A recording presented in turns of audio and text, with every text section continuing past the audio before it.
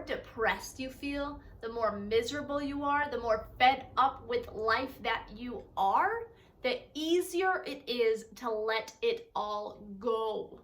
For years, I felt that way. And the times that I didn't feel that way, it's because I was too busy escaping from feeling that way and things that just made me suffer more. But you don't have to be like me and try killing yourself in order to finally realize enough is enough, this is far too much, I'm gonna die if I don't change. You can actually decide to do this right here, right now, as you are, because chances are enough has been enough for far too long. So I'm gonna break down a very simple 3-step process to intervene when you're in the middle of that big emotional overwhelm, starting with pause. I'm not looking at the camera, am I? Do not run to the junk food. Do not run to the television remote. Do not run to the alcohol bottle. Do not run to the weed. Do not run to your friends. Do not run. Because once you start to escape from that emotional overwhelm and other vices that are unhealthy for you, you've already lost the battle. You've already lost yourself. Any chance of actually learning something from this experience and being something greater has been now stuffed under the rug of all of your escapism. So we've got to stop that. We have got to pause. We've got to be willing to accept the fact that right there, right then, right now, we are in the middle of an emotional overwhelm and it sucks. But we've got to be willing to face it, or else we will never ever get rid of it. So number 1, pause. Numero dos.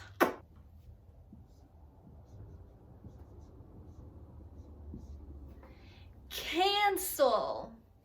Now, when we pause and when we accept the fact that we're in the middle of an emotional overwhelm, what we're gonna wanna do is then cancel out the surroundings. I don't care if this means you have to now go into your car to get some quiet time and space from everybody and everything around you, or if you have to go into your bathroom and put headphones in, or if you can do it from your bedroom, that's great. It doesn't matter where you are. What matters is that you take that time out, you pause, and then you cancel out your surroundings. Because chances are, if you're here, that emotion is so freaking overwhelming and so painful you want to let it go. Well, congratulations. This is your chance, because right here in this step 2, it is all about closing your eyes. You don't need to be a meditation master to close your eyes and simply say, oh my God, I feel so much pain. This is so terrible. I want to take my life. You know what? Let's just take my identity and say, fuck it, because my identity ain't working for me. It hasn't worked for me all day. I felt like crap all day, so fuck it. I am surrendering myself because I can't take me right now. Bye. And instead of actually having to do something that is gonna ruin the lives of everybody around you from you taking your own life, you have taken your identity instead, which is safe to do, and said, screw it, fuck you, I'm done for right now. Just let me take this pause, just let me cancel it out right here. I'm right here. Right here, I'm doing this thing. I'm not gonna freaking think about my problems. I'm gonna think about anything. I am just gonna relax and surrender into this moment right now because I'm tired of how I've been feeling. I am tired of the day. This is my time. Goodbye. Cancel. Am I pointing to it? Yes. Cancel it out. This is crucial, because when you cancel it out, you inadvertently, even if it's not your intention, you lower your brain waves and you start to relax your nervous system. And when you start to do that, you start to be able to think clearer. Now, the point of this isn't to have a visualization. It's not to think right there when you're letting go and surrendering. The point is to get past your thoughts, get past yourself. So when you come out of that state, you are thinking clearer. Because clearly the thought loop you've been running around before that, when you were with yourself and with your pain and with all your emotions, it wasn't working for you. It wasn't cutting out. So instead, we're saying, pause, cancel. And we're releasing our body's tension. We're releasing all the pain. We're releasing all the thoughts. We're saying, fuck it. In a way, I give up, but I give up the problems right now. Not I give up my life, I give up my problems. So we just give that up and surrender. Our brain waves are lowered. Our frequency gets higher because instead of coming from a place of pain, misery, emotional overwhelm, we are now coming from a place of relief. And relief is a blank page, my friend. It's a whiteboard without any writings or drawings on it. It is a blank page, which is exactly the point we need to get to, rather than it being all from all the freaking different thoughts that we're having. So we lower our brain waves. We raise our frequency. And then we are able to be more receptive to thoughts that are aligned with who we actually want to be and what we actually want to do and how we actually want to feel. So we cancel that out. We open ourselves up inadvertently. You don't need to be a meditation master. You're just closing your eyes and letting go. We've all said fuck it a few times. And so we say fuck it. And then when we feel like we've been a blank page for a little bit, we were able to just say fuck it and let go a little bit.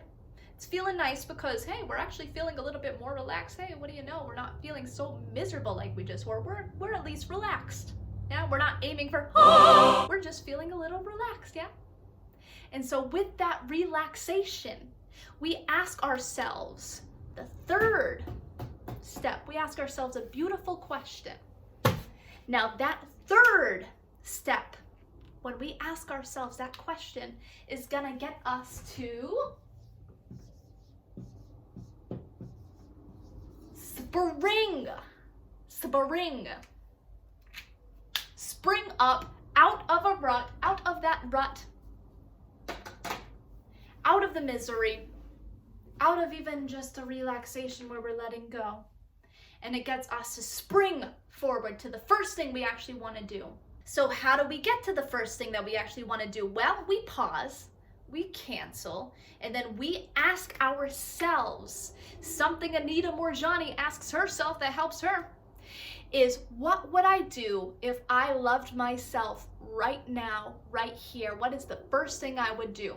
And then as soon as that image begins to be drawn on the blank, beautiful canvas of relief that you had just cleared, once an image starts to form on it, you literally imagine a spring that's all bound together, all tight, all squeezed, going, and as soon as you have that thought, you become that spring and you do the first thing immediately. We waste no time. We had just developed low brain waves, higher frequency, blank canvas, something we want to do, spring forward into action, because once you get your body moving, your mind will start moving with it. And now you're on a totally different track than you were an hour ago, a few minutes ago, however long it takes. You're on an entirely different course. And now that overwhelm, you're out of just enough to get yourself to do something that's actually going to be positive for you, whatever variety that may be for you, whether it's going and hitting a golf ball. I have a golf course across from my house. Or singing or dancing or going to get coffee or having that conversation with your wife. As soon as you have that image, it feels good and you know it's out of love for yourself, genuine love for yourself. Then you go out and do it. Your momentum has automatically shifted from misery momentum to the momentum in the direction of your dreams, of who you are, of who you want to be, of what you want to do. And when you get the ball rolling continuously in that direction, it's going to go faster and faster and faster with the more momentum you give it. And now instead of being this depressed person with all of the momentum and pressure built in that way, you went and you've sprung forward to the life that you want to actually be living by deciding not just to be a thinker or philosopher thinking of all the ways you can heal yourself, by being an actual doer. Because I've said it before, I'll say it again, the world is filled with thinkers.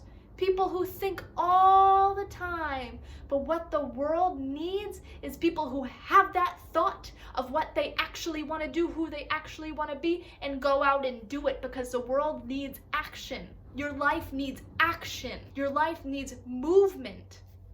Because at the end of the day, this entire life is one living, breathing, walking meditation back to home, source, God, whatever you want to call it. But we ain't gonna get there by shrinking ourselves and turning our back in the direction of our dreams and who we want to be. We have to be willing to face the sun, to face the God, to face the love, to face what we actually want to do and walk toward that direction. And I promise you, life will start feeling so much better if you even just start taking baby steps towards that direction.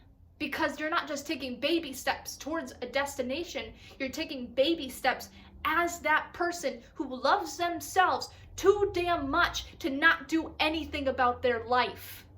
And if you want to become more of a doer with me, then subscribe to my channel and I'll give you more tips and tricks that probably have to do a lot with getting over depression and also spirituality. So if this is what you love, this is what I love. Thank you guys so much for watching. I hope you tune in to the next video.